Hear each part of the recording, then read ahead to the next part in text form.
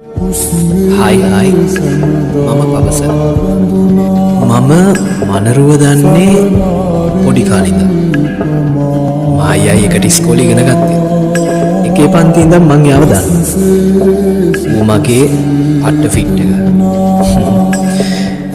ඌයි මායි දෙන්න කවදාවත් විද්‍යාතරකට කොටු වෙලා පන්තියේ නිකන් පොතකට විතර සීමා වෙලා ජීවත් වුණු කට්ටියක් අතරේ හිටපු කෙනෙක් නෙමෙයි කොටින්ම කිව්වොත් මායි මනුරි කියන්නේ පට්ට ආතල් එකේ හිටපු කෙනෙක්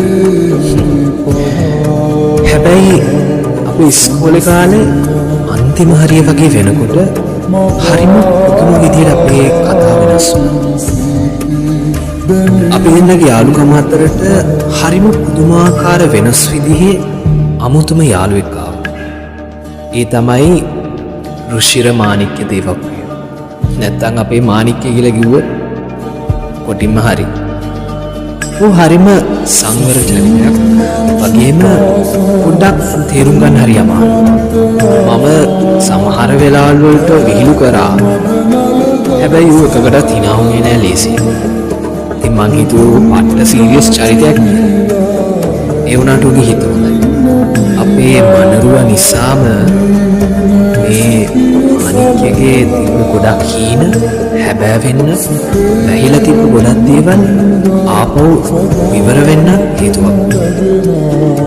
මට තේරුණා අපේ මනරුයි මාණික්‍ය අතර යාළුකමකට වඩා පොඩක් එහා ගිය දෙයක් තිබුණා.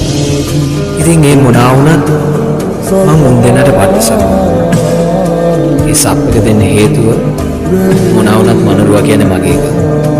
අනිත් එක මාණික්‍ය කියන්නේ මගේ හදවතේම එක. ඉතින් මුන් දෙන්නට මම සපෝට් කරා වගේ තමයි. අපේ මාණික්‍ය නිසා හරිම පුදුම දෙයක් මගේ ජීවිතේට.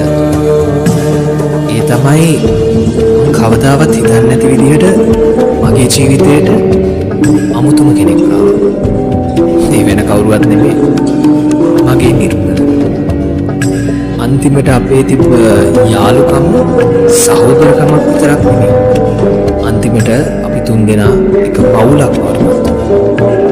ඒක හිතාගන්න හරිම අමාරුයි. හැබැයි ඒක තමයි ඇත්ත. චුට්ටක් කොම්ප්ලිකේටඩ් වගේ නිකන් පෙවුනට අන්තිමට මේ කතාව පුදුමාකාර විදිහට ලස්සන කතාවක් වඩපත්.